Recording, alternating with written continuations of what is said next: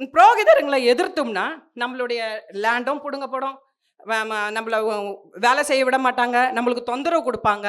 அதனால ஏன் இந்த பகையை இவன் வளர்த்துக்கிறான் அப்படின்னு சொல்லி தன்னுடைய மகனை அடிக்கடி வார்ன் பண்ணுவார். இதெல்லாம் பண்ணாத, வேணாம் அப்படின்னு சொல்லும்பொழுது கேட்க மாட்டாங்க. இதுக்கு திருமணம் பண்ணி வச்சா சரியா இருக்கும்னு சொல்லி திருமணம் பண்ணி வைக்கிறாங்க.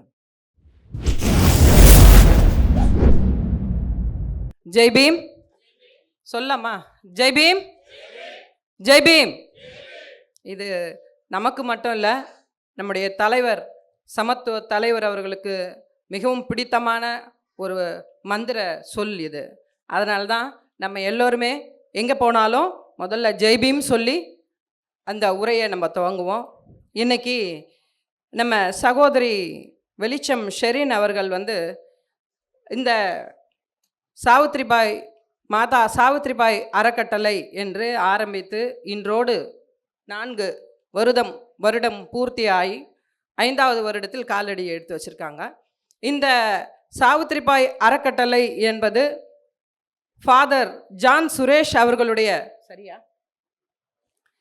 அவர்களுடைய நோக்கத்திலும் அதே நேரத்தில் தலைவர் அவர்களுடைய முழு வழிகாட்டுதலின் பேரிலும் நம்முடைய சகோதரி ஷெரின் அவர்கள் இந்த முன்னெடுப்பை எடுத்து இந்த அறக்கட்டளையை நிறுவி அதன்படி ஒவ்வொரு கிராமங்களிலும் சென்று சாவித்ரிபாய் அவர்களை மட்டும் அல்லாது மற்றவர்களையும் வழித்தோன்றல், நம்முடைய கட்சியின் மூதாதையர்கள் வழித்தோன்றல்கள் யார் யார் இருக்கிறாங்களோ அவங்கள பற்றியெல்லாம் நிறைய செய்தியை இன்னைக்கு பள்ளிகளிலும் கல்லூரிகளிலும் போய் சொல்லிக்கிட்டு இருக்காங்க. அதற்கு முன் உதாரணமாக இருந்தது நமது தலைவர், சமத்துவ தலைவர் அவர்கள். இந்த நேரத்தில் அவரை நினைவு கூர்ந்து என்னுடைய உரையை துவங்குகிறேன். சமத்துவ தலைவர் அவர்கள் அடிக்கடி சொல்கிற வார்த்தை, நம்மெல்லாம் சொல்வோம், என்ன சொல்வோம்? சமத்துவ தலைவர். சமத்துவ தலைவர் முதல்ல டைனமிக் லீடர்னு சொல்லுவோம். அப்போ அவர் அதை வெறுப்பார். என்னன்னு சொல்வார்? சொல்லாதீங்க அப்படின்னு சொல்வார். சமத்துவ தலைவர்ன்ற ஒரு பட்டத்தை நம்மெல்லாம் கொடுத்தப்போ அதை மனமோந்து ஏற்றுக்கிட்டார். சமத்துவ தலைவர்ன்றது எதுன்னு பார்த்தீங்கன்னா, அனைத்து மக்களையும் உள்வாங்கி அனைத்து மக்களுக்கு உண்டான பிரச்சனைகளின் தீர்வு காண்பதில் வல்லவராக இருக்கணும் அப்படின்றதுனால அந்த ஒரு அடைமொழியை அவர் அன்போடு ஏற்றுக்கினார். அதன் வரிசையில் இன்றைக்கு சமத்துவ மங்கையாக வலம் வந்திருக்கக்கூடிய அன்பு சகோதரி திருமதி ஆம்ஸ்ட்ராங் அவர்களை வருக வருக என வரவேற்று, இன்றைக்கு அரிய பொக்கிஷமாக கல்வித்தாய் சாவித்ரிபாய் பூலே என்கின்ற ஒரு நூலினை வடிவமைத்து அதற்கு குரல் கொடுத்து அதற்கு நெறிப்படுத்தி ஒரு நூலாக இன்றைக்கு வெளியிடக்கூடிய சூழலில் இருக்கக்கூடிய நூல் ஆசிரியர் கவிஞர் முத்துகிருஷ்ணன் அவர்களை வருக வருக என வரவேற்கிறேன். சொன்னது போல நம்ம ஷெரின் சகோதரி அவர்களையும் வருக வருக என வரவேற்கிறேன். இது அவங்க தான் வரவேற்றிருக்கணும், ஆனால் அது சொல்லலைன்றதுனால நான் வரவேற்கக்கூடிய சூழலில் இருக்கேன். 1-2 தினங்களுக்கு மட்டும் மத்தியில் தான் சகோதரி சொன்னாங்க, இந்த மாதிரி இந்த நிகழ்வை நம்ம செய்யணும் அப்படின்னு சொல்லி. அந்த வரிசையில் இன்னைக்கு வந்திருக்கக்கூடிய ஊராட்சி மன்ற தலைவர்கள் பேர் யார் யாருன்றது லிஸ்ட்டு எழுதி நீங்கள் படிச்சிருங்க. ஊராட்சி மன்ற தலைவர்கள், இறுதியாக நன்றியுரை சொல்ல இருக்கக்கூடிய அன்பு சகோதரி ரமாபாய் ராமதாஸ் அவர்கள். ஏன்னு பார்த்தீங்கன்னா, தலைவருக்கு ரொம்ப பிடிச்சமான ஒரு விஷயம் என்னன்னு பார்த்தீங்கன்னா, குழந்தைகளை அவங்கள பயிற்றுவிக்கணும் அப்படின்றதுல ரொம்ப முனைப்பாக இருந்தார். காரணம், அவர்கள் ஒன்றுமே அறியாதவர்கள். அவங்கக்கிட்ட கொண்டு போய் நம்ம பசுமரத்தாணி போல ஒரு செய்தியை சொன்னால் அப்படியே பிடிச்சிக்குவாங்க அப்படின்னு சொல்லுவார். அந்த வேலையை செஞ்சுக்கிட்டு இருக்கக்கூடிய ரமாபாய் ராமதாஸ் அவர்களுக்கு இந்த நேரத்தில் நன்றியுடன் கூடிய வருக வருக என வரவேற்று கொள்கின்றேன். வந்திருக்கக்கூடிய முக்கியமாக இருக்கக்கூடிய அன்பு சகோதரிகள், நம்ம சகோதரி என்ன பொறுப்பில் ஊராட்சி மன்ற தலைவர் தானம்மா, ஊராட்சி மன்ற தலைவர்கள், ஊராட்சி மன்ற உறுப்பினர்கள், துணைத் தலைவர்கள் எல்லாம் வந்திருக்கீங்க. எல்லாரையும் இந்த நேரத்தில் உங்களை எல்லாம் வருக வருகன்னு வரவேற்கிறேன். இன்னைக்கு சாவித்ரிபாய் பூலே அவர்களுக்கு எப்படி ஜோதிராவ் பூலே துணை நின்றாரோ அந்த வகையில் இந்த இடத்துல ஒவ்வொரு மனைவிமார்களுக்கும் துணையாய் நின்று அவர்களை இந்த இடத்துல வரவழைத்து அவர்களை முன்னிறுத்தி அழகு பார்த்து கொண்டிருக்கக்கூடிய பகுஜன் சொந்தங்களாகட்டும் சமூக ஆர்வலராகட்டும் அனைவர்களையும் வருக வருக என்ற இந்த நேரத்தில் வரவேற்கின்றேன். இன்னைக்கு எனக்கு கொடுத்துருக்கக்கூடிய தலைப்பை பேச போகிறேன்னு சொன்னாங்க. நான் பேசுகிறதுக்கு முன்னாடி எது பேசிடுச்சு நம்மக்கிட்ட? தொலைக்காட்சி பேசிடுச்சு இல்லையா? என்ன சொன்னது? சாவித்ரிபாய் பூலே பற்றி உங்ககிட்ட தெளிவாக சொல்லிடுச்சு. இதிலேருந்து நான் தப்பாகவே சொல்ல முடியாது. சொன்னால் நீங்கள் ஃபெயில் மார்க் போட்டுருவீங்க. உண்மை தானே? ஃபெயில் மார்க் தானே போட்டுருவீங்க. அதனால் என்னன்னு பார்த்தீங்கன்னா, இன்றைக்கி எனக்கு கொடுத்துருக்க என்னென்னா, என்ன தலைப்பு கொடுத்துருக்கீங்க எனக்கு? தலைப்பு மீன்ஸ்னா அறிமுக உரை. நூலை பற்றி அறிமுகப்படுத்தணும் அப்படின்னு சொன்னாங்க. நூலை பற்றி அறிமுகப்படுத்தணுன்னா, நம்ம நிறைய இதில் பார்த்தது ஓரளவுக்கு தான் நம்ம பார்த்தோம். என்னென்னா, அவங்க வந்து கல்வி சொல்லி கொடுத்தாங்க, எல்லாரையும் பயிற்றுவித்தாங்க அப்படின்றதெல்லாம் வந்து தொலைக்காட்சியின் வாயில நம்ம பார்த்தோம். ஆனால் அவர்கள் பிறப்பிலிருந்து இறப்பு வரை எவ்வளவு செய்திகளை உள்வாங்கி அதை மக்களுக்கு கொண்டு போய் சேர்க்க முடியுமோ இதுவரையில் நான் பார்க்கல. இந்த நூலில் அவ்வளோ செய்தி இருக்குது. ஒரு நாள் தான், நேற்று இரவு இந்த புத்தகம் கூட கிடையலை. நம்ம தம்பி வந்து பிடிஎஃப்ல அனுப்பினார். குட்டி குட்டி எழுத்தா கண்ணை சுருக்கி சுருக்கி பார்த்து படிக்க வேண்டிய சூழலில் நான் இருந்தேன். இருந்தாலும் அந்த நூலில் இருக்கக்கூடிய கருப்பொருளை உங்களுக்கு இந்த நேரத்தில் நான் விரிவாக சொல்கிறேன். மாதா சாவித்ரிபாய் பிறப்பு அப்படின்னு சொல்லி நம்ம சொல்கிறோம். அது உங்களுக்கு எல்லாருக்கும் தெரியும். எப்போ பிறந்தாங்கன்னு? 3ஆம் தேதி 1ஆம் மாதம் 1831 பிறந்தாங்க. அவங்க அப்பா பேர் காண்டோஜி, அவங்க அம்மா பேர் லக்ஷ்மி. இது வந்து அவங்களுடைய குடும்பம். இது சுருக்கமாக. இது என்ன பண்ணாங்க அப்படின்னு பார்த்தீங்கன்னா, எடுப்புலையே அந்த நூலில் ஒரு வரி இருக்கும். கெஜ்ரி ஒரு ஆதரவற்ற பெண் அப்படின்ற ஒரு வார்த்தையை கொண்டு வந்திருப்பாங்க. சொல்லணும்னா யாரை சொல்லணும்? சாவித்ரிபாய் பூலே பற்றி சொல்லணும். ஆனால் அவங்க எடுப்பில் என்னன்னு சொல்கிறார் நூலாசிரியர்னு பார்த்தீங்கன்னா, கெஜ்ரி வந்து ஒரு ஆதரவற்ற பெண். யார் அந்த கெஜ்ரி அப்படின்னு பார்த்தீங்கன்னா, கெஜ்ரி அவங்களுடைய கணவர் வந்து அவரை வந்து இறந்துடுறார். இறந்த உடனே என்ன பண்ணுறாங்கன்னா, அந்த கெஜ்ரியை உடன்கட்டை ஏற சொல்கிறாங்க. இதை மறுத்து காண்டோஜி என்ன பண்ணுறாரு? யார்? சாவித்ரிபாய் பூலேயோட அப்பா என்ன பண்ணுறாருன்னு பார்த்தீங்கன்னா, அவங்க நெருப்பில் இறங்க மாட்டாங்க அப்படின்னு சொல்லி அவங்களுக்கு பாதுகாப்பு கொடுத்து, எங்கே போவாங்கன்னு தெரியாத பொழுது அவங்களுக்கு ஒரு பெண் குழந்தை. அந்த பெண் குழந்தை அவங்க வந்து தாழ்த்தப்பட்ட வகுப்பை சார்ந்த ஒரு குடும்பம். அந்த பெண்ணையும் அந்த குழந்தையையும் கூட்டிட்டு எங்கே வராங்க? நேராக வீட்டுக்கு வராங்க. அங்கே வந்தால் லக்ஷ்மி அவங்க குழந்தை பிறக்கிறதுக்காக சாவித்ரிபாய் பூலேமா பிறக்க போகிறாங்க. அப்போ அந்த வழியில் இருக்கும் பொழுது அந்த இடத்துல எப்படி இருக்கும் யோசிச்சு பாருங்க. பழைய பஞ்சாங்கத்தில் இருக்குங்கெல்லாம் ஒத்துக்குவாங்களா? யார் இந்த பெண்ணு? இந்த குழந்தை யார்? இவங்களுக்கு எதுக்கு? இப்படியெல்லாம் பல கேள்விகள் எழும். ஆனால் காண்டோஜி தைரியமாக என்ன பண்ணார்? அந்த அம்மாவையும் அந்த குழந்தையும் கூட்டிகிட்டு வந்து இவங்களுக்கு உதவியாக இருப்பாங்கன்னு வைக்கிறாங்க. அந்த நேரத்தில் அவங்க பாட்டி, அந்த சாவித்ரிபாய் பூலே அம்மாவுடைய பாட்டியும் அவங்க அதை வரவேற்கிறாங்க. அந்த குழந்தை பிறக்குது. அவங்களுக்கு அந்த குழந்தைக்கு என்ன பண்ணுறாங்க? பிறந்த நாள் வைக்கணும் அப்படின்னு சொல்கிறாங்க. யார்? காண்டோஜி சொல்கிறார். என்னன்றாரு? குழந்தைக்கு பிறந்த நாள் வைக்கணும், அந்த குழந்தைக்கு பேர் வைக்கணும் அப்படின்னு சொல்லும் பொழுது அதை அவங்க அம்மா ஏற்றுக்க மாட்டாங்க. காரணம் என்ன? ஏன்னு கேட்டால், புராணங்களில் இந்து சாஸ்திரப்படி இந்த குழந்தைக்கு பேர் வச்சா தந்தை இறந்துருவார், குழந்தைய ரொம்ப வரவேற்பு கொடுத்தா தந்தைக்கு ஆகாது, தந்தை மரணம் அடைஞ்சிருவார். இப்படி ஒரு பழைய பஞ்சாங்கத்தை சொன்னதுனால புரோகிதர், அந்த காலத்தில் புரோகிதருங்களுக்கு இந்த இது கட்டாயம் கொடுத்து வச்சிருந்தது, இது சொல்லணும் அப்படின்னு சொல்லி. அதனால் என்ன பண்ணாங்க? அந்த அம்மா வேணாம், இதெல்லாம் செய்யாத, இது செய்யக்கூடாது, தவறுன்னு சொல்கிறாங்க. ஆனால் அதை மறுத்து அவர் என்ன பண்ணுறாரு? எல்லாருக்கும் இனிப்பு வழங்கி என்னுடைய வீட்டில் லக்ஷ்மி பிறந்துட்டா அப்படின்னு சொல்லி அவங்களுக்கு சாவித்ரிபாய் பூலேன்னு பேர் வச்சு அழகு பார்க்குறாரு. இது வந்து முதல் பதிப்பில் அவங்க கொடுக்குறாங்க. ஆனால் அவங்க ரொம்ப இதில் பார்த்தோம், அதில் ரொம்ப வீராங்கனையாக இருந்தாங்க, சுட்டியாக இருந்தாங்க, பாம்பை கல் எடுத்து அடித்தாங்க, அதெல்லாம் நம்ம பார்த்தோம். இதெல்லாம் நடைமுறையில் நடக்கிற விஷயம் தான். குழந்தைங்க ரொம்ப சுட்டியாக இருந்தா. அவர் வந்து பார்த்தீங்கன்னா யாருன்னு பார்த்தீங்கன்னா, அவர் வந்து ஒரு தலைவராக இருக்கிறார். யார்? காண்டோஜி. அந்த துணிச்சல் தன்னுடைய பெண்ணுக்கும் இருக்குது. என்னென்னா, என்ன பண்ணாலும் தலைவருடைய மகன் விட்டுருவாங்க அப்படின்ற ஒரு இது. ஆனால் கூடவே அந்த பொண்ணு வந்தது பாருங்கள். அந்த பொண்ணை இவங்க கூப்பிட்டுக்கிட்டு என்ன பண்ணுறாங்க? யார்? சாவித்ரி என்ன பண்ணுறாங்க? அந்த பொண்ணையும் கூட்டிக்கிட்டு எல்லா இடத்துக்கும் போகிறது, விளையாடுறது, அதெல்லாம் பண்ணுறாங்க. விளையாட்டு எல்லாம் பண்ணும் பொழுதே அவங்களுக்கு ஒரு ஆசை. என்னன்னு பார்த்தா, இந்த அவர் பேர் என்னன்னா காக்லேன்னு சொல்லுவாங்க. கங்கால் காக்கா அப்படின்ற ஒருத்தர், அவர் தான் வந்து பயிற்சி எடுக்கிறார். ஆசிரியராக இருந்து எல்லாருக்கும் பயிற்சி எடுத்துட்டு இருக்கார்.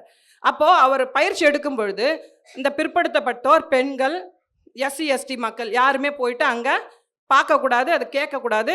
அது அப்படி பண்ணாங்கன்னா அது வந்து கடவுளுக்கு தப்பான வேலை, பனிஷ்மெண்ட் கொடுத்துருவாரு அப்படின்னு சொல்லி ஒரு கட்டுக்கதையை புகுத்தி வச்சுருக்காங்க.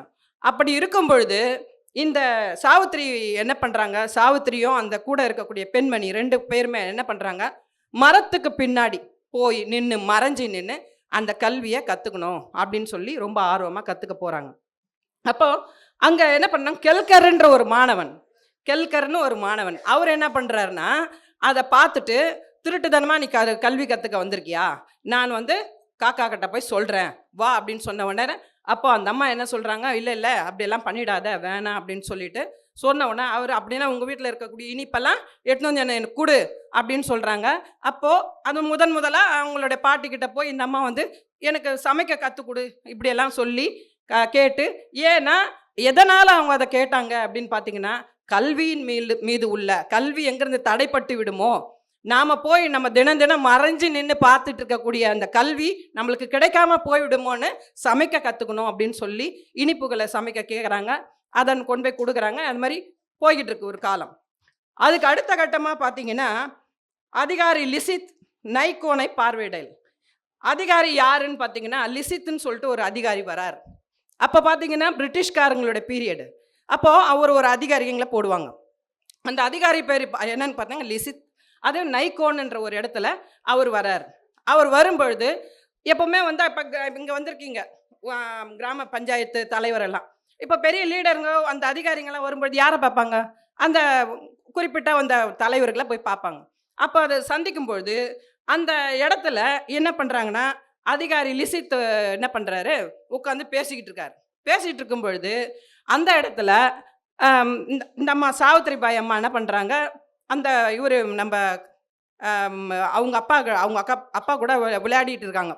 அந்த நேரத்தில் சகுனாபாய் சிர்சாகர் அப்படின்னு சொல்லக்கூடிய ஒரு பெண்மணி, அவங்க யாருன்னு பார்த்தீங்கன்னா வேற யாரும் இல்லை, ஜோதிராவ் பூலே அவர்களுடைய வளர்ப்பு அத்தை.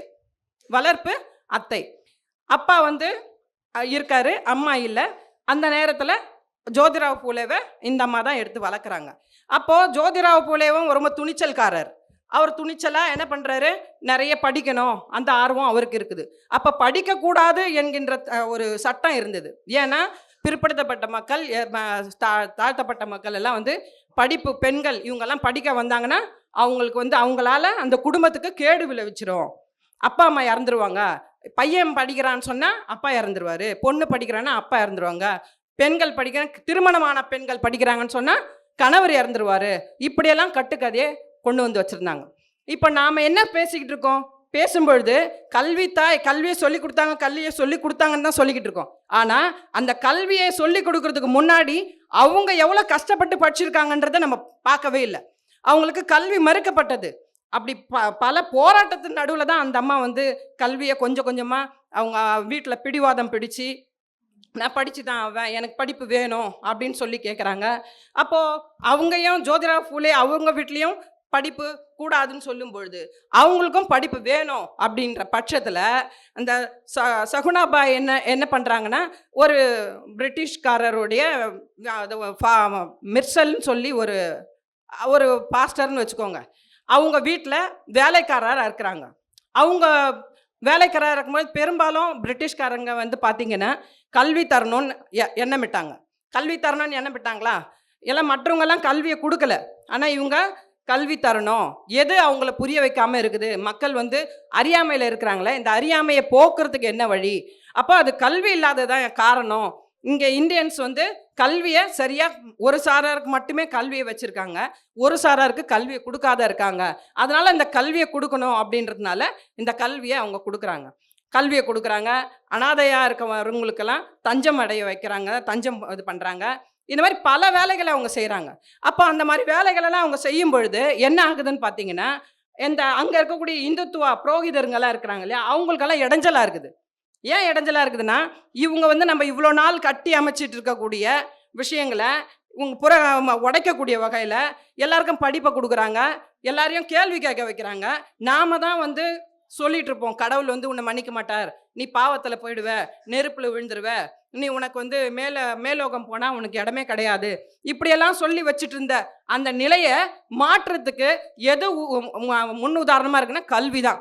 அந்த கல்வியை நம்ம முடக்கடி பண்ணி வச்சுருந்தோம்னா இவங்க ஏன் அந்த கல்வியை கொடுக்குறாங்க அப்படின்றதுக்காக என்ன பண்ணுறாங்க, ஒரு பக்கம் ஜோதிராவ் ஃபூலே அவங்க வீட்லேயும் பல பிரச்சனைகள், இங்கே சாவித்ரிபாய் ஃபூலே அவங்களோட வீட்லேயும் சாவித்ரி அம்மாவோட வீட்லேயும் பல பிரச்சனைகள். இப்படியா இருக்கும் பொழுது 2 பேருக்கும் ஒரே தாட் இருக்கிறத இந்த சகுனாபாய் என்றவங்க கண்டுபிடிக்கிறாங்க.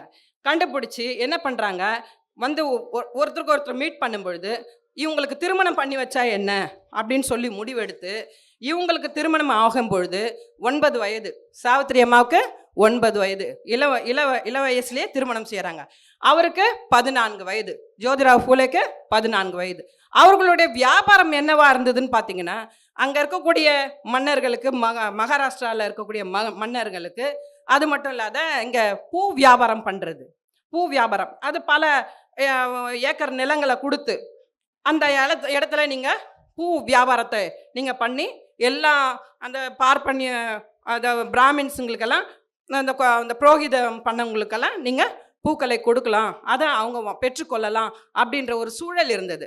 அது வந்து அவங்க அப்பா இருக்கார் இல்லையா, ஜோதிராவ் ஃபூலேவோட அப்பா கோவிந்தராவ், அவருக்கு என்னன்னா இந்த பூ வியாபாரம்லாம் நம்மளுக்கு போய்கிட்டு இருக்கு நல்லபடி. இப்போது புரோகிதருங்களை எதிர்த்தோம்னா நம்மளுடைய லேண்டும் பிடுங்கப்படும், நம்மளை வேலை செய்ய விட மாட்டாங்க, நம்மளுக்கு தொந்தரவு கொடுப்பாங்க. அதனால் ஏன் இந்த பகையை இவன் வளர்த்துக்கிறான் அப்படின்னு சொல்லி தன்னுடைய மகனை அடிக்கடி வார்ன் பண்ணுவார். இதெல்லாம் பண்ணாத, வேணாம் அப்படின்னு சொல்லும்பொழுது கேட்க மாட்டாங்க. இதுக்கு திருமணம் பண்ணி வச்சா சரியாக இருக்கும்னு சொல்லி திருமணம் பண்ணி வைக்கிறாங்க. திருமணம் பண்ணி வச்ச பிறகும் அவர் என்ன பண்ணுறாருன்னா தன்னுடைய மனைவி கிட்ட சொல்கிறார், மனைவியாக இருக்கக்கூடிய 9 வயசு பெண், அந்த பெண்ணுக்கு சொல்கிறார் என்னன்னா, நீங்கள் வந்து நிறைய கற்றுக்கணும், நிறைய படிக்கணும் அப்படின்னும் பொழுது எனக்கும் அதில் ஆர்வம் உண்டு அப்படின்றத சொல்லும் பொழுது அந்த பெண் அவரை சேட்ஜி அப்படின்னு தான் கூப்பிடுறாங்க. எப்படி ஜோதிராவ் ஃபூலே எப்படி கூப்பிட்றாங்க, சேட்ஜி அப்படின்னு கூப்பிட்றாங்க. அப்போ இதற்கிடையில் அவங்க வந்து படிக்க வைக்கிறாரு. ஒரு மிஷினரி மூமெண்ட் இருக்கும் இல்லையா, மிஷினரி ஸ்கூலுங்க, அந்த மிஷினரி ஸ்கூலுன்னும் பொழுது அது ஆங்கிலேயரால் கொண்டு வரப்பட்ட ஸ்கூலுங்க. அந்த ஸ்கூலில் போய் படிக்கும் பொழுது படித்து அந்த அம்மா வந்து ஒரு துவக்க நிலை ஆசிரியராக வராங்க. அப்போது துவக்க நிலை ஆசிரியராக வரும்பொழுது ஃபாத்திமா என்ற ஒரு பெண் வந்து அவங்களுக்கு அறிமுகமாக வராங்க. ஃபாத்திமான்றவங்க ஒரு இஸ்லாமிய பெண். அந்த பெண்ணும் வந்து என்ன பண்ணுறாங்க, அந்த துவக்க பள்ளியில் அவங்களும் வந்து அவங்க படிக்கிறாங்க. படிச்சுட்டு இருக்கும் பொழுது இவங்களுடைய கருத்தும் அவங்களுடைய கருத்தும் ஒத்த கருத்தாக இருக்குது. மக்களுக்கு நல்லதை செய்யணும், அடக்குமுறையிலேருந்து வெளியே கொண்டு வரணும், ஒரு பெண்ணை வந்து சிறு வயதிலே திருமணம் பண்ணுறது தவறு, அவள் படிக்கிறான்னு சொன்னால் அவளை படிக்க வைக்கணும், தத்தெடுக்கிற உரிமை, எல்லா உரிமையும் பேசுகிறாங்க. இவங்க 2 பேருமே நல்லா பேசி பழகுறாங்க. யார் 2 பேருமே, ஃபாத்திமாவும் நம்ம சாவித்திரி அம்மாவும் பழகுறாங்க. ரொம்ப க்ளோஸ் ஃப்ரெண்ட்ஸ். இந்த ஃப்ரெண்டுன்றது வந்து அவங்க திருமண வாழ்க்கையில் இருந்து கிட்டத்தட்ட அவங்க திருமண வாழ்க்கை முடிஞ்சு தலைமை ஆசிரியர் ஆகிற வரைக்கும் தொடர்ந்துச்சு இந்த ஃபாத்திமான்றவங்களோடது. இது பார்த்தா கூட்டு கலவையாக இருக்கும். இவங்க சாவித்திரிபாய் அம்மாவோடைய விஷயத்தை எடுத்து பார்த்தோம்னா ஒரு இந்துத்துவம் மட்டும் இருக்காது, இந்து மக்கள் மட்டுமே இருக்க மாட்டாங்க, இஸ்லாமியர்கள் இருப்பாங்க, அதில் கிறிஸ்தவர்கள் இருப்பாங்க. அவங்களுடைய துணையோடு தான் வந்து இவங்க இந்த 2 பேருமே மேலே மேலே மேலே மேலே படித்து ஒரு பெரிய நிலைக்கு வந்து ஆசிரியராக ஆகி இவரும் ஆசிரியராக ஆகிறாரு. யார், நம்ம ஜோதிராவ் ஃபூலேவும் ஆசிரியராக ஆகிறாரு. காரணம் என்னன்னு பார்த்தீங்கன்னா அவருடைய மாணவர்களோட பேசிக்கிட்டு இருக்கும் பொழுது வாக்குவாதம் ஏற்படுது. அந்த வாக்குவாதத்தால் நம்மளுக்கு வந்து பிரச்சனையாக வருது அப்படின்னு சொல்லி பண்ணுறாங்க. இவங்க வந்து பேசும்பொழுது ஜோதிராவ் ஃபூலே பேசும்பொழுது பார்த்தீங்கன்னா நிறைய புரோகிதர்களுக்கும் பிராமின்ஸுக்கும் நிறைய பிரச்சனை வரும். அப்போல்லாம் அவங்க கூப்பிட்டு கேட்குறாங்க, நீங்கள் எப்படி பெண்களை படிக்க வைக்கிறதுக்காக நீங்கள் முன்னெடுக்கலாம், ஆசிரியராக நீங்கள் எப்படி வந்து உங்கள் மனைவியை கொண்டு வரலாம், இது தவறு இல்லையா அப்படின்னும் பொழுது அந்த இடத்துல பேசுவா தர்பாரில் கொண்டு போய் நிறுத்திடுறாங்க. பேசுவா தர்பாரில் கொண்டு போய் நிறுத்தி நியாயம் கேட்குறாங்க. இது நியாயமா, இது செய்கிறது தப்பு இல்லையா, ஜோதிராவ் பண்ணுறது முழுக்க முழுக்க தப்பு, பெண்களுக்கு கல்வி கொடுக்கக்கூடாதுன்னு சொல்லி நம்மளுடைய இதிகாசங்கள் சொல்லுது, புராணங்கள் சொல்லுது. அதை மீறி இவர் வந்து என்ன பண்ணுறாரு, தொடர்ச்சியாக சாவித்திரிபாயும் கூட கூட்டிக்கிட்டு இவர் தவறு செய்கிறாரு அப்படின்னு சொல்லும் பொழுது இவர் என்ன பண்ணுறாரு, அந்த அவைக்கேற்றார் போல அவருடைய வழக்கை பதிவு பண்ணுறாரு. எப்படி பதிவு பண்ணுறாருன்னு பார்த்தீங்கன்னா, ரிக் யஜுர் வேதங்களில் ரிக்வேதத்தில் என்ன இருக்குது, பெண்களை முதன்மைப்படுத்த சொல்லியிருக்கு. பெண்கள் தெய்வமாக சொல்லும் பொழுது சீதாராமன் அப்படி தான் சொல்கிறாங்க, பெண்ணை தான் முதன்மைப்படுத்துகிறாங்க. ஆனால் அவருக்கு உடன்பாடு இல்லை, இப்படி சொல்கிறதில்ல. உடன்பாடு இல்லைனாலும் அவர் என்ன சொல்கிறாருன்னு பார்த்தீங்கன்னா, அந்த அவைக்கு அது தேவையாக இருக்குன்றதுனால அவர் என்ன பண்ணுறாரு, சீதாராமன் பல பெண் தெய்வங்களை கூட பார்த்தீங்கன்னா பெண் தெய்வத்தை முன்னாடி வச்சு ஆண் தெய்வத்தை பின்னாடி தான் கொண்டு வராங்க. அப்படி நீங்கள் இதிகாசங்கள்லே நீங்கள் சொல்கிற கூற்று கரெக்டுன்னு சொன்னால் நான் சொல்கிறதும் கரெக்டு தான் அப்படின்னு சொல்லி வாதிடுறார். வாதிட்டு 27 பெண்களில் வந்து முதன்மைப்படுத்தியிருக்காங்க அப்படின்னு சொல்லும்பொழுது அங்கே இருக்கவங்களாம் சொல்கிறாங்க, அப்போது தெய்வங்களும் உன்னுடைய மனைவியும் ஒன்றா அப்படின்னு கேட்குறாங்க. உன்னுடைய மனைவி சாவித்திரிபாயும் தெய்வங்களும் ஒன்றா அப்படின்னும் பொழுது தெய்வங்களே வந்து பெண் வடிவத்தில் தான் இருக்கிறாங்க. பெண்களை எங்கெங்கெல்லாம் வந்து போற்றுதலுக்குரிய விஷயமா நினைக்கிறீங்களோ அங்கெல்லாம் தெய்வங்கள் வசிக்குதுன்னு நீங்கள் தான் சொல்கிறீங்க, நாங்கள் சொல்லலை அப்படின்னு சொல்லி அதை நன்கு உணர்ந்தவரா, அதாவது ரிக்வேதம் எந்த வேதம் எடுத்தாலும் அந்த வேதத்தை கரைச்சி குடித்தவரா அவர் ஜோதிராவ் பூலே இருந்தார். அந்த அவையில் இந்த பேஷ்வா தர்பாரில் அவருடைய கூற்று பலிச்சுது. அதனால் அதுக்கு மேலே என்ன பண்ணிட்டாங்க, இதுக்கு மேலே பேசி பிரயோஜனம் இல்லை, அவர் அப்படியே விடலாம் கொஞ்ச நாளைக்கு அப்படின்னு விட்டுடுறாங்க. இதற்கிடையில் மேடம் சிந்தியா பாராருன்ற ஒரு அம்மா வராங்க. அவங்க என்ன பண்ணுறாங்கன்னு பார்த்தீங்கன்னா, அவங்க ஊக்கப்படுத்துகிறாங்க, கல்வி கூடங்களை வைக்கக்கூடாது, கல்வி பெண்களுக்கு கொடுக்கக்கூடாதுன்னு தானே நீங்கள் நினைக்கிறீங்க, அதை நான் கொடுக்கறதுக்கு உண்டான வழியும் இடத்தையும் பொருளாதாரத்தையும் நான் உங்களுக்கு பெற்றுத்தரத்துக்கு நான் உங்களுக்கு உற்ற துணையாக இருக்கிறேன் அப்படின்னு சொல்லி அவங்க முழு சப்போர்ட் கொடுக்குறாங்க. முழு சப்போர்ட் கொடுத்தோன்னா இவங்க ஒன்றுமே இல்லாத நிற்கிறாங்க இல்லையா, அவங்களுக்கு ரொம்ப கஷ்டமாயிடுது. என்னடா ஒன்றும் இல்லாத நிற்கிறமே அப்படின்னு இருக்கும் பொழுது அதை இந்த அம்மா வந்து ஒரு உத்வேகம் கொடுக்கக்கூடிய அளவில் பல பெரியவர்களுடைய ஒத்துழைப்போட அந்த பள்ளிகள் எல்லாம் வந்து துவக்கணும் அப்படின்னு சொல்லி பண்ணும்பொழுது முதல் பள்ளியாக 1848 முதல் பள்ளிக்கூடத்தை உருவாக்குறாங்க. அப்படி உருவாக்கும் பொழுது நாளடைவில் இந்த பள்ளிக்கூடங்களோட எண்ணிக்கை எவ்வளோன்னு பார்த்தீங்கன்னா, கடைசியில் வரைக்கும் சொல்லணும்னா 1848 6 பள்ளிகளை ஓப்பன் பண்ணியிருக்கிறாங்க. 49 4 பள்ளிக்கூடங்களும், 50 4 பள்ளிக்கூடங்கள், 1851 3 பள்ளிக்கூடங்கள், 1852 ஒரு பள்ளிக்கூடம். இப்படியாக இந்த பள்ளிக்கூடங்கள் பெருகி வர்றதுக்கு காரணம் யாராக இருந்தாங்கன்னா, இப்போ நான் சொன்னேன் அந்த அம்மையாரும் அவர் கூட இருந்தக்கூடிய சகாக்களும் அவங்களுக்கு ரொம்ப துணையாக இருந்தாங்க அப்படின்றது குறிப்பிடத்தக்கது. இப்படி இருக்கும் பொழுது பெண்கள் கல்விக்கு போகிறாங்க அப்படின்றதுனால நம்ம என்ன சொல்லிட்டு இருக்கோம், பெண் கல்வின்றது சாணியால் அடித்தாங்க, முட்டையால் அடித்தாங்க, அசிங்கப்பட்டாங்க, அதனால அவமானப்பட்டாங்கன்றதை தான் பெருசாக போட்டுட்ருக்காங்க. ஆனால் அதுக்கு முன்னாடி அவங்க எவ்வளோ அவமானப்பட்டாங்க, அதுலேருந்து வெளிவரத்துக்கு உண்டான வழிகளை எப்படி கொண்டு வந்தாங்க அப்படின்றதெல்லாம் நம்ம தெரிஞ்சுக்க வேண்டிய அவசியமாக இருக்குது. இந்த நூல் ஆசிரியர் அதை குறித்து விவரமாக எழுதியிருக்கார். இது வரைக்கும் நான் படித்த நூல்கள் எல்லாம் வந்து இவ்வளோ எலாபரேட்டாக இல்லை. இவ்வளோ செய்தியெல்லாம் நல்லா சொல்கிறேன்னா நேற்று நைட்டு தான் எனக்கே தெரியும். இதுதான் உண்மை, ஃபேக்ட். அதுதான் காரணம். என்னன்னு பார்த்தீங்கன்னா, மேலோட்டமான ஒரு நுனிப்புள் மேயக்கூடிய வகையில் தான் நான் செய்திகளை படிச்சிருந்திருக்கேன். ஆனால் இன்னைக்கு நேற்று நைட்டு இந்த பிடிஎஃப்ல எனக்கு அனுப்பினார் நூலாசிரியர். அந்த நூலாசிரியருடைய அந்த என்னென்ன சொல்லியிருக்காருன்னு பார்க்கும் பொழுது ரொம்ப சிறப்பான முறையில் இவ்வளோ விஷயத்தையும் கடந்து வரும். ஃபாத்திமான்ற ஒரு பெண் நம்மளுக்கு தெரியுமா? தெரியாது. நம்ம ஜோதிராவ் பூலே சொல்லுவோம், சாகு மகராஜ் சொல்லுவோம், எல்லாரையும் சொல்லுவோம், சாவித்திரிபாய் அம்மாவை பற்றி பேசுவோம். ஆக இவங்களெல்லாம் பேசும்பொழுதே கூடவே வருங்க சரஸ்வதின்றவங்க ஒருத்தர் வராங்க, ஃபாத்திமான்னு ஒருத்தர் வராங்க. இவங்களாம் கலப்பு. பார்த்தீங்கன்னா என்ன கலப்புன்னு பார்த்தா, அறிவு பசி அவங்களுக்கு நிறைய இருந்தது, அவங்களுக்கு இடம் கிடைக்கல, போய் சரியான முறையில் மக்கள்கிட்ட கொண்டு போய் சேர்க்கணும்னு அவங்க தாமட்டம் கற்றுக்கணும்னு நினைக்கவே இல்லை.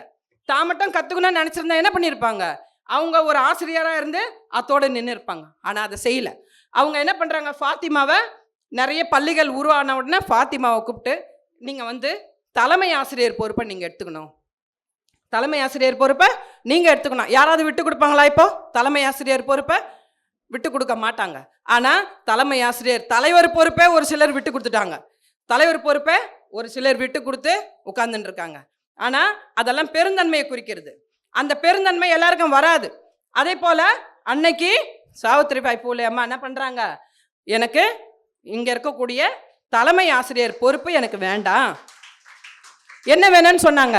மாற்றாக யாரெல்லாம் பயிலாத இருக்கிறாங்களோ, கல்வி கற்காத இருக்கிறாங்களோ, அடக்குமுறையில் இருக்கிறாங்களோ அவங்கள வீடு வீடாக போய் அவங்களெல்லாம் கூட்டிக்கிட்டு வந்து இந்த இந்த மெஷினில் நான் சேர்க்க போகிறேன், மெஷினரியில் சேர்த்து அவங்கள கற்றுக்கக்கூடிய வகையில் நான் செயல்பட போகிறேன் அப்படின்னு சொல்லி யார் சொல்கிறாங்க? சாவித்திரிபாய் பூலே அம்மா சொல்கிறாங்க. இது யாராவது சொல்லுவாங்களா? ஆனால் அம்மா சொன்னாங்க. அவங்களுடைய நோக்கம் என்னன்னு பார்த்தீங்கன்னா, நான் அவமானப்படுறது எனக்கு தனிப்பட்ட ஒருத்திக்கு இல்லை, இந்த சமுதாயத்துக்காக. திரும்பி பார்த்தா அந்த சமுதாயம் பலன் அடையணும், திரும்பி பார்த்தா அந்த சமுதாயம் பலன் அடையணும். அதுலேருந்து அதனால தான் சகோதரி கேட்டாங்க, என்ன பண்ண போறீங்க? நாங்கள் தம்பி என்னன்னு சொன்னார், டாக்டர் தம்பி என்னன்னு சொன்னார், எழுந்து நின்று நான் சொல்லி கொடுக்க போகிறேன்னு சொன்னார். கற்றுக்கிட்டதை கொண்டு போய் நான் சொல்ல போகிறேன் அப்படின்னு சொன்னார். ஸோ அதனால் பள்ளிகள் திறக்கிறது மட்டும் அவங்களுடைய நோக்கமாக இல்லை, பள்ளிகளை பல பள்ளிகளை உருவாக்குனாங்க. அந்த பள்ளிகளை உருவாக்கி அதோடு நிறுத்தாமல் ஆசிரியர்களை உருவாக்கி பெண் ஆசிரியர்களை நிறைய கொண்டு வந்தாங்க. ஆண் ஆசிரியர்களும் பெண் ஆசிரியர்கள், ஏன்னா பெண்களுக்கு தான் வந்து இடமே இல்லை. அப்போ பெண்கள் ஆசிரியரை கொண்டு வரணும். 100 ஆசிரியர்களுக்கு மேலே பெண்களை கொண்டு வந்தாங்க. இது குறிப்பிடத்தக்க விஷயமா இல்லையா? ஒரு பெண் மரத்துக்கு பின்னாடி நின்று படித்த ஒரு பெண் ஒரு 100 ஆசிரியர்களை உருவாக்குவது என்பது சாதாரண விஷயமா? அது எவ்வளோ பெரிய விஷயம். அப்போ 100க்கும் மேற்பட்ட பெண்களை கல்வியாளர்களாக மாற்றி ஆசிரியர்களாக மாற்றி ஒரு தலைமைத்துவத்தை கொண்டு வந்தது சாவித்ரிபாய் பூலே அம்மா. அதற்கு உற்ற துணையாக இருந்தது ஃபாத்திமா சகோதரி. அதோடு மட்டுமில்லாத ஜோதிராவ் பூலே அவர்கள் இவங்க எடுக்கிற ஒவ்வொரு முன்னெடுப்புக்கும் முன்னாடி வந்து நின்று அதை அவர் வந்து கிட்டே இருந்து எல்லா வேலையும் செஞ்சாருன்றது குறிப்பிடத்தக்கது. நம்ம எல்லாரும் என்ன சொல்கிறோம், வெறும் கல்வி தாய் சாவித்ரிபாய் பூலேன்னு சொல்கிறாங்க. அவங்க கல்வி தாய் மட்டும் இல்லை, இன்னைக்கு ஃப்ளேக் நோயால் இறந்தவங்களெல்லாம் பாதுகாத்தாங்க, அதெல்லாம் உண்மைதான். ஃப்ளேக் நோயால் அதுக்கு தத்தெடுக்கிற வேலையை அவங்க செஞ்சாங்க. முதல் தத்தெடுக்கிற வேலை யார் செஞ்சது? சாவித்ரிபாய் பூலே அம்மா செஞ்சாங்க. முதல் தத்தெடுத்தவங்க அவங்க தான். முதல் அந்த கணவர் இறந்தா அவங்களுக்கு என்ன சொல்லுவாங்க, நெருப்பு வைக்கிறாங்க இல்லையா, கொல்லி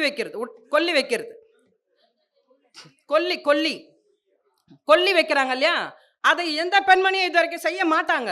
ஏன்னா சுடுகாட்டு வீடு வரை மனைவி, காடு வரை அப்படி இப்படின்னாலும் சொல்றாங்களா, அதெல்லாம் உடைச்சாங்க அந்த அம்மா. எப்படி உடைச்சாங்க? காட்டுக்கு வந்துட்டாங்க. சுடுகாட்டுக்கு வந்து என்ன பண்ணாங்க, அந்த சடலத்து மேல நெருப்பை வச்சு கொளுத்துறாங்க. அப்போ முதல் பெண்மணி அது எவ்வளவு பெரிய விஷயம் யோசிச்சு பாருங்க. அந்த பெண்கள் வெளியே வரக்கூடாது அப்படின்ற சூழல்ல அதெல்லாம் உடைச்சு எறிஞ்சிட்டு தன்னுடைய கணவர் இறந்தாருன்னு சொன்னா அந்த கணவர் இறப்புக்கு நான் தான் கொல்லி வைப்பேன். ஏன்னா வளர்ப்பு புள்ள கூட இருக்கிறாரு, அவர் கூட வச்சிருக்கலாம், ஆனா அவங்க விடலை. அது காரணம் என்னன்னா, எல்லாத்துலயும் புரட்சி என்பது வெறும் கல்வியில் மட்டும் இல்லை, அவங்க தத்தெடுக்கிறதுல புரட்சி பண்ணாங்க, கொல்லி வைக்கிறதுல புரட்சி பண்ணாங்க, உடன்கட்டை ஏறத்துல புரட்சி பண்ணாரு. உடன்கட்டை ஏறத்துல யார் பண்ணாங்க? அவங்க அப்பாவே பண்ணிட்டார். இப்போ நல்லா சொல்லணும்னா பாபா சாஹேப் அம்பேத்கர் அவர்களும் நம்ம ஜோதிராவ் பூலே அவர்களுடைய தந்தையும் உற்ற நண்பர்கள். அவங்க தந்தை, இவங்க 2 பேரோட தந்தை வந்து ரொம்ப க்ளோஸ் ஃப்ரெண்டு. இதெல்லாம் எங்க இருந்து வந்தது அப்படின்னு பார்த்தா இது எல்லாருக்குமே அவர்களுடைய வழித்தோன்றல்களிலிருந்து வந்தது. காண்டோஜி என்பவர் அவர் தந்தை, அவர்கிட்ட இருந்து இந்த அம்மா வந்து கற்றுக்கிட்டு வராங்க, ஒருத்தராக பாடம் கற்றுக்கிட்டு வர மாதிரி வராங்க. ஆக இந்த நிகழ்வுகளில் பார்த்தீங்கன்னா பள்ளிகளை வந்து விரிவடைய செய்யணும்னு நினைக்கிறாங்க. இதற்கிடையில் என்னன்னா, பள்ளிகளை விரிவடைய செய்யணும்னா பணம் பத்தலை என்ன பண்ணுறது? நன்கொடை வாங்கலாம். அந்த நன்கொடை யார் தருவாங்க?